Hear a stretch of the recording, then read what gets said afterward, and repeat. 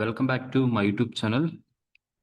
ಈ ಒಂದು ವಿಡಿಯೋದಲ್ಲಿ ಸೆಕೆಂಡ್ BCom ಅಲ್ಲಿ ಯಾರಿದ್ದಾರೆ ಅವರಿಗೆ ಫಂಡಮೆಂಟಲ್ಸ್ ಆಫ್ ಕಾಸ್ಟಿಂಗ್ ಅಂತ ಏನು ಸಬ್ಜೆಕ್ಟ್ ಇದೆ, ಆ ಒಂದು ಸಬ್ಜೆಕ್ಟ್ ಅಲ್ಲಿ ಯಾವ್ದೆಲ್ಲ 2 ಮಾರ್ಕ್ಸ್ ಕ್ವಶನ್ಸ್ ಅಲ್ಲಿ ಪ್ರೀವಿಯಸ್ ಇಯರ್ ಕೇಳಿದ್ದಾರೆ ಮತ್ತೆ ಯಾವೆಲ್ಲ ಕ್ವಶನ್ಸ್ ಅನ್ನ ಎಕ್ಸಾಮ್ ಅಲ್ಲಿ ಕೇಳಬಹುದು ಅನ್ನೋದನ್ನ 2 ಮಾರ್ಕ್ಸ್ ಕ್ವಶನ್ ವಿತ್ ಆನ್ಸರ್ಸ್ ಅನ್ನ ನಾನು ನಿಮಗೆ ಈ ಒಂದು ವಿಡಿಯೋದಲ್ಲಿ ತಿಳಿಸ್ಕೊಡ್ತೀನಿ.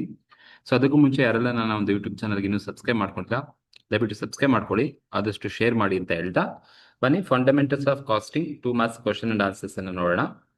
ಫಸ್ಟ್ ಕ್ವಶನ್ ಬಂದು ಡಿಫೈನ್ ಓವರ್ ಹೆಡ್ ಅಂತ ಇದೆ ನೋಡಿ. ಓವರ್ ಹೆಡ್ ಅಂದ್ರೆ ಗೊತ್ತಾಗಬೇಕು ನಿಮಗೆ, ಇಂಡೈರೆಕ್ಟ್ ಎಕ್ಸ್ಪೆನ್ಸಸ್ ಅಂತ ಕರಿತೀವಿ. So overhead means indirect cost incurred in production or business operation which can not be directly identified with a specific product or specific job.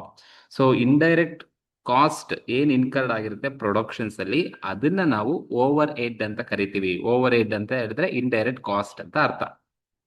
Name any 4 techniques of inventory control. ಯಾವ್ದಾದ್ರು 4 techniques ಅನ್ನ ಬರೀರಿ ಅಂತ ಕೇಳಿದ್ದಾರೆ. So ABC analysis ಇದೆ, economic order quantity ಇದೆ, stock level systems ಇದೆ, perpetual inventory systems ಇದೆ. So these are the 4 inventory techniques ಅಂತ ಕರಿತೀವಿ. What do you mean by bin card? ಪ್ರತಿ ಸಲನು ಈ ಒಂದು ಕ್ವಶನ್ಸ್ ಕೇಳ್ತಾ ಇದ್ದಾರೆ. Bin card is a store record maintained in the store department showing the quantity of materials received, material issued and balance in stock. Bin card ಅಂತಕ್ಕಂಥದ್ದು ಒಂದು store record, store department ಅವರು record ಮಾಡ್ತಕ್ಕಂಥ ಒಂದು document. ಆ ಒಂದು bin card it shows quantities of material ಎಷ್ಟು receive ಮಾಡ್ಕೊಂಡಿದೀವಿ, ಎಷ್ಟು ಇಶ್ಯೂ ಮಾಡಿದೀವಿ, ಮತ್ತೆ ಎಷ್ಟು ಬ್ಯಾಲೆನ್ಸ್ ಇನ್ ಸ್ಟಾಕ್ ಇದೆ ಅನ್ನೋದನ್ನ ತೋರಿಸ್ತಕ್ಕಂಥದ್ದೇ ಬಿನ್ ಕಾರ್ಡ್ ಅಂತ ಕರಿತೀವಿ. ಹಾಗಾಗಿ a bin card is a store record maintained in store department showing the quantities of material received, issued and balance in stock. What is idle time? Mention 2 reasons. ನೋಡಿ, idle times ಅಂದ್ರೆ workers ಕೆಲಸ ಮಾಡದೆ ಇರ್ತಕ್ಕಂಥ ಸಮಯವನ್ನ idle time ಅಂತ ಕರಿತೀವಿ. ಸಂಬಳ ಕೊಡ್ತೀವಿ ಬಟ್ ಅವ್ರು ಕೆಲಸ ಮಾಡೋದಿಲ್ಲ. So idle time is the time for which wages are paid but no work is done. So wages ಅನ್ನ ಪೇಮೆಂಟ್ ಮಾಡ್ತೀವಿ ಬಟ್ ಯಾವುದೇ ತರದ ವರ್ಕ್ ನಡೆಯೋದಿಲ್ಲ. ಆ ತರದ ಟೈಮ್ ಅನ್ನ ನಾವು ಐಡ್ಲ್ ಟೈಮ್ ಅಂತ ಕರಿತೀವಿ. Idle time is a time for which wages are paid but no work is done.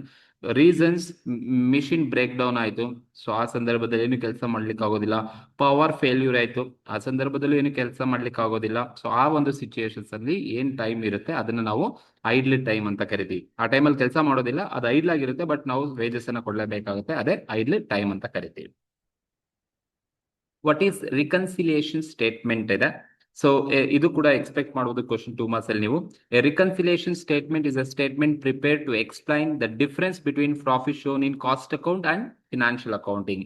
Reconciliation statement ಅನ್ನ ಏನಕ್ಕೆ ಪ್ರಿಪೇರ್ ಮಾಡ್ತಾರೆ ಅಂದ್ರೆ ಟು ಎಕ್ಸ್ಪ್ಲೈನ್ ದ ಡಿಫರೆನ್ಸ್ ಏನಿರುತ್ತೆ, ಪ್ರಾಫಿಟ್ ಕಾಸ್ಟ್ ಅಕೌಂಟಿಂಗ್ ಅಲ್ಲಿ ಏನ್ ತೋರಿಸ್ತಾ ಇದೆ, ಫಿನಾನ್ಷಿಯಲ್ ಅಕೌಂಟಿಂಗ್ ಅಲ್ಲಿ ಏನ್ ಪ್ರಾಫಿಟ್ ತೋರಿಸ್ತಾ ಇದೆ, ಅವೆರಡು ಡಿಫರೆನ್ಸ್ ಅನ್ನ ತೋರಿಸ್ತಕ್ಕಂಥ, ಎಕ್ಸ್ಪ್ಲೈನ್ ಮಾಡ್ತಕ್ಕಂಥದ್ದೇ ರಿಕನ್ಸಿಲಿಯೇಷನ್ ಸ್ಟೇಟ್ಮೆಂಟ್ ಅಂತ ಕರಿತೀವಿ.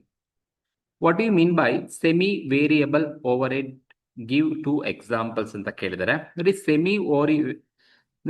Semi variable overhead is the cost that has both fixed and variable components. Semi variable overhead ಕೂಡ ಅದು ಕಾಸ್ಟ್ ಅಂತಾನೆ ಕರಿತೀವಿ. ದಟ್ ಹ್ಯಾಸ್ ಬೋತ್ ಫಿಕ್ಸ್ಡ್ ಮತ್ತೆ ವೇರಿಯಬಲ್ ಕಾಂಪೋನೆಂಟ್ಸ್ ನ ಒಳಗೊಂಡಿರುತ್ತೆ. ಲೈಕ್ ಎಲೆಕ್ಟ್ರಿಸಿಟಿ ಚಾರ್ಜಸ್ ಆಗಿರ್ಬೋದು, telephone expenses are best examples. Write any 4 items which appear only in financial accounts ಅಲ್ಲಿ appear ಆಗ್ತಕ್ಕಂಥ ಐಟಮ್ಸ್ ಅನ್ನ ಬರೀರಿ ಅಂತ ಕೇಳಿದರೆ. Interest on bank loan, income tax, donation to charity, profit or loss on sale of fixed assets. ಈ transactions ಬರೀ financial account ಅಲ್ಲಿ record ಮಾಡ್ತಕ್ಕಂಥದ್ದು. State any 3 advantages of cost accounting to management. So cost accounting ಇಂದ ಏನ್ advantages ಆಗತ್ತಪ್ಪ ಅಂತ ಹೇಳಿ ನಿಮ್ಗೆ ಯಾವ್ದಾದ್ರು 2 ಅಡ್ವಾಂಟೇಜಸ್ ಅನ್ನ ಬರೆಯೋದಕ್ಕೆ ಕೇಳ್ಬೋದು. Helps in cost control and cost reduction ಗೆ ಹೆಲ್ಪ್ಫುಲ್ ಆಗುತ್ತೆ. Assisting in fixing selling price and price decisions ಅನ್ನ ಮಾಡ್ಲಿಕ್ಕೆ ಕಾಸ್ಟ್ ಅಕೌಂಟಿಂಗ್ ಹೆಲ್ಪ್ಫುಲ್ ಆಗುತ್ತೆ. And it also helps in planning, budgeting, decision making ಗೆ ಕಾಸ್ಟ್ ಅಕೌಂಟಿಂಗ್ ಹೆಲ್ಪ್ಫುಲ್ ಆಗುತ್ತೆ. What are the constituents of prime cost? ಅಂದ್ರೆ prime cost ಅಲ್ಲಿ ಏನೆಲ್ಲ consist ಆಗಿರುತ್ತೆ, ಅಂದ್ರೆ ಏನೆಲ್ಲ ಪ್ರೈಮ್ ಕಾಸ್ಟ್ ಅಲ್ಲಿ ಇರುತ್ತೆ ಅಂತ ಹೇಳಿದ್ರೆ ನೋಡಿ, ಪ್ರೈಮ್ ಕಾಸ್ಟ್ ಕನ್ಸಿಸ್ಟ್ ಏನೆಲ್ಲ ಪ್ರೈಮ್ ಕಾಸ್ಟ್ ಅಲ್ಲಿ ಏನೆಲ್ಲ ಇರುತ್ತೆ ಅಂತ ಹೇಳಿದ್ರೆ, ಒಂದು direct labour, direct material, direct expenses. So prime cost equals direct material plus direct labor and direct expenses ನ ಒಳಗೊಂಡಿರುತ್ತೆ. ಅದೇ ಕಾನ್ಸ್ಟಿಟ್ಯೂಯೆಂಟ್ಸ್ ಆಫ್ ಪ್ರೈಮ್ ಕಾಸ್ಟ್ ಅಂತ ಕರಿತೀವಿ. What is material requisition note, MRN ಅಂತ ಕರಿತೀವಿ. ಮೆಟೀರಿಯಲ್ ರಿಕ್ವಿಜೇಷನ್ ನೋಟ್ ಅನ್ನೋದು it is a return request or document issued by the production department to the store for the supply of required material. ಅಂದ್ರೆ material requisition note ಅಂತಕ್ಕಂಥದ್ದು ಅದು ಒಂದು return request document production department ಅವರು issue ಮಾಡ್ತಾರೆ store ಡಿಪಾರ್ಟ್ಮೆಂಟ್ಗೆ for the purpose of to supply required material ನ supply ಮಾಡಿ ಅಂತ ಹೇಳ್ಬಿಟ್ಟು ಒಂದು ಡಾಕ್ಯುಮೆಂಟ್ ಅನ್ನು ಇಶ್ಯೂ ಮಾಡ್ತಾರೆ. ಅದನ್ನ ನಾವು ಮೆಟೀರಿಯಲ್ ರಿಕ್ವಿಜೇಷನ್ ನೋಟ್ ಅಂತ ಕರಿತೀವಿ.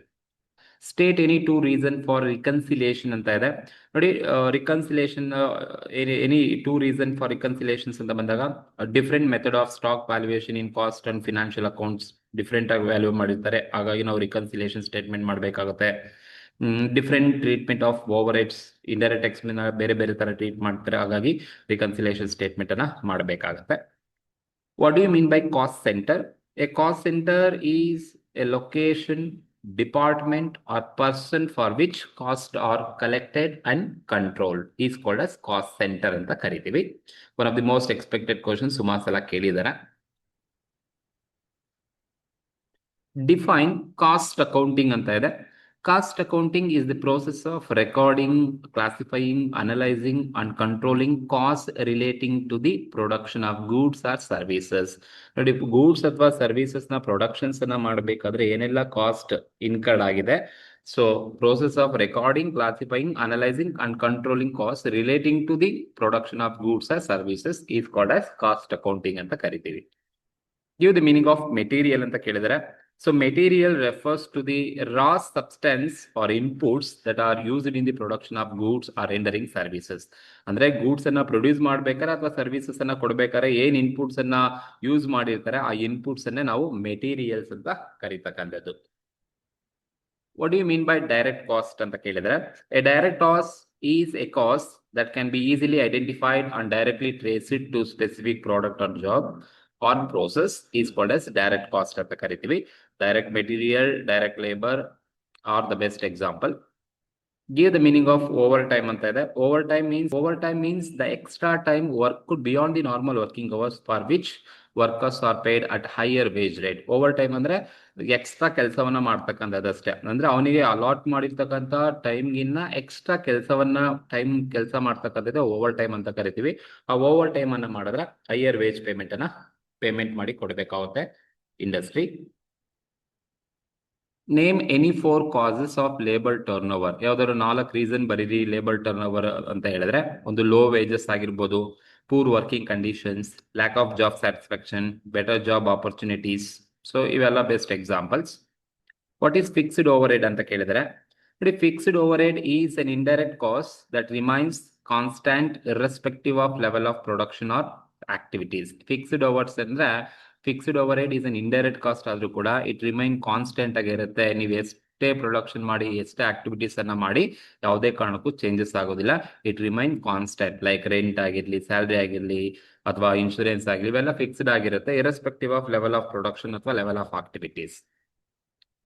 ನೇಮ್ ಎನಿ 4 ಫಿನಾನ್ಷಿಯಲ್ ಇನ್ಕಮ್ಸ್ ಅನ್ನ ಬರೀರಿ ಅಂತ ಕೇಳಿದ್ರೆ, so interest received, dividend received, commission received, royalty received, profit on sale of fixed asset are the best example. What is absorption of overhead ಅಂತ ಇದೆ. So absorption of overhead means the process of charging or allocating overhead cost to products or jobs on suitable basis is called as absorption of overhead. So ಇಷ್ಟು 2 marks questions ಇರ್ತಕ್ಕಂಥದ್ದು. ಈ ಒಂದು 2 marks questions ಅಲ್ಲಿ ನಿಮ್ಗೆ exam ಅಲ್ಲಿ ಯಾವ್ದಾದ್ರು questions ಗಳನ್ನ ಕೇಳ್ತಕ್ಕಂಥ chances ಇರುತ್ತೆ. ಸೊ ಇಷ್ಟು ನೋಡ್ಕೊಳ್ಳಿ. ಹಾಗಾಗಿ ಈ ಒಂದು ವಿಡಿಯೋ ನಿಮ್ಗೆ ಇಷ್ಟ ಆದರೆ ದಯವಿಟ್ಟು ಸಬ್ಸ್ಕ್ರೈಬ್ ಮಾಡಿ, ಆದಷ್ಟು ಶೇರ್ ಮಾಡಿ. So this is all about your 2 marks fundamentals of costing. Thank you.